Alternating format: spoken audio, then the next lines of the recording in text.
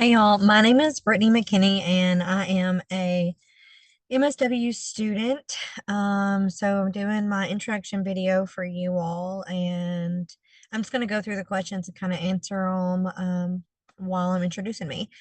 One, what populations in social work do I find the most interesting? So I've kind of worked in primary treatment for about 7 years now, but I've also had some experience in working with some trauma treatment facilities and substance abuse, as well as like eating disorders, things like that. I really love working with women in addiction. I like working with mothers and family reunification. So I can't really like limit like where one scope is, but I can say that I'm really interested in getting my CSW and then going on for my L, but I would like to do my EMDR certification and kind of tap into that realm. I think it's really interesting. And then, are there any client populations in social work that you think you may have resistance to? So, I have a little bit of history, like with like a negative judicial background with some of my like younger life. And so I used to have some biases against like actual social workers themselves in between some of the things that like I went through in the system and like I saw my family go through. And it really wasn't until I came to Western and I started to learn like, what social workers really do outside of, that one label, did I really be able to like open my mind to it um being more than like I had thought with my limited thinking. And so I don't know. I think that my first times like going into child court, or being in that kind of situation, like I know that that may bring up some stuff for me, but I also know that I've got a lot of healthy coping skills today that I can address that and like process it if I need to. Three. Currently, do you see yourself going into micro, meso, or macro level? What are your long-term goals?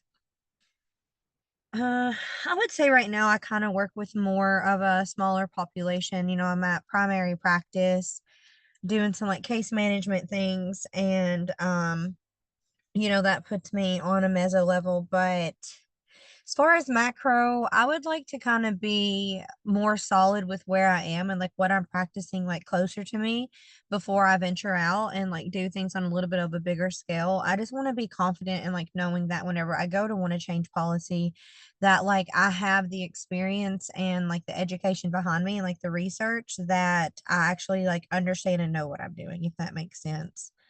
And my long-term goals in this area, I think I would primarily like to work in private practice. Like I think that's pretty much what I want to do.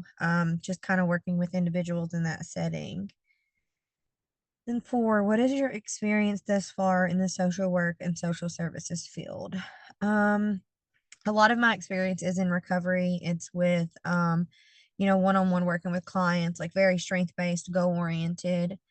Uh, I've had a lot of experience with the toxicology side of human relationships. I know that's a little bit different than social work itself, but I spent about 3 years doing, some toxicology work and like I got another experience on the other side of, kind of like the scientific background behind like what addicts are using and how they're using and how it's like affecting it. And we see a lot of changes today between like fentanyl and xylazine and all of the new things that are coming out. And so it really helped me educate myself on kind of a little bit more into like addictions and the whys and the hows a little bit. And then let's see, what are the challenges you perceive to exist in rural social work?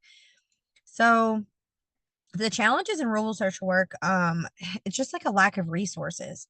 I've experienced this most recently working in a very rural area. I needed to get a client on a phone call with an important, agency, and we had to drive down the road like 2 miles to find a couple bars for them to call.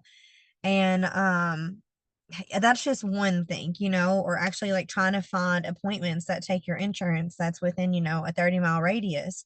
And then if it's too far, then your Medicaid's not going to cover the transportation.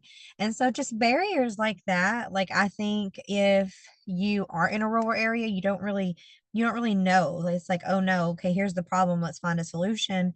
But in this area, you really have to apply some knowledge and like broker and really network with people to be like, okay, like what did you do for this? Like how did this work for you? And then what are the challenges you perceive still? Okay, so I just answered that, but I do want to add this before I move on. It is a challenge, like having limited resources, but I think the most rewarding part of working with these populations is the gratitude sometimes, like the gratitude that you get from somebody like showing them a resource or a food bank or, helping them apply for medical insurance because they didn't know that they qualified. Those things like that, like even though there are barriers, it's really rewarding showing these clients how to push through that, even if I'm having to learn how to push through it at the same time. And then what strengths do you see in rural communities that social workers can use as better to assist their clients? I mean, I kind of just mentioned that, but I also think like we need to look at the resiliency of these communities and like the perseverance and really just the almost like the simplicity because like in a lot of rural areas it's a lot slower there and like they're okay with having a lot less of nothing most of the time, but some of these times we're seeing these people suffer to keep helping like the older generation or something like that. And so I think those are some strengths of the community, and I think some strengths too is like just the willingness like to ask for help and to like utilize the resources.